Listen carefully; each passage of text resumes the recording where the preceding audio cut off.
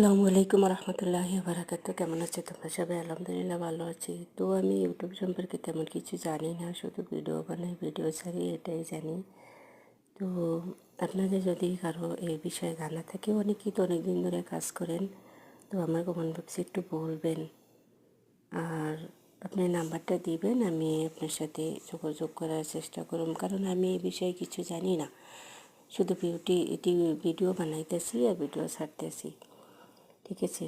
তো আলহামদুলিল্লাহ, আপনারা কেমন আছেন? আমি খুব খুশি হলাম যে আসিয়ার বিচারটা নাকি সকলের পাবলিকের মাঝখানে হইতেছে। তো আমি খুব খুশি হলাম ভিডিওটা দেখে।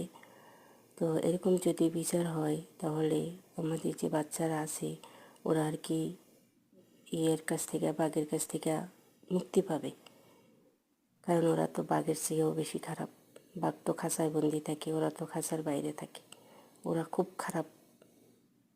আমি সব পুরুষেরে বলি না, এরকম পুরুষ মানুষ দুনিয়াতে থাকার চেয়ে না থাকাই ভালো, যারা একটা 8 বছরের বাচ্চারই রেহাই দিল না। ধিক্কার জানাই আমি এরকম পুরুষের প্রতি, ঘৃণা জানাই আমি এরকম পুরুষের প্রতি। আজকে যদি 15 বছরের একটা মেয়ে হইতো, 16 বছরের একটা মেয়ে হইতো, তাহলে বলতাম যে না, আমাদের মেয়েদের দোষ, আমাদের মেয়েদের দোষ আছে। কিন্তু ওর তো কোনো দোষ ছিল না, ও তো একটা শিশু বাচ্চা, ও তো একটা বাচ্চা, ও তো দুনিয়ার কিছুই দেখলো না, কিছুই বুঝলো না।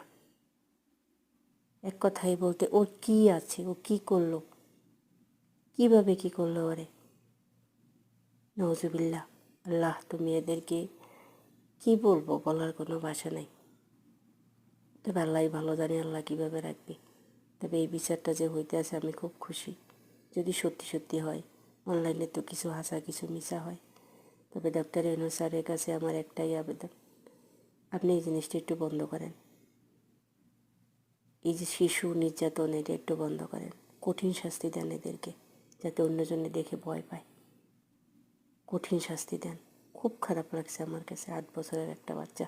আমারও ভাই মেয়ে আছে 9 বছরের, ও মাদ্রাসায় পড়ে। এগুলি দেখে কীভাবে মাদ্রাসা লেখাপড়া করাবে, কীভাবে স্কুলে লেখাপড়া করাবে মা বাবা, বলেন আপনারা? আমার মাথায় ধরে না।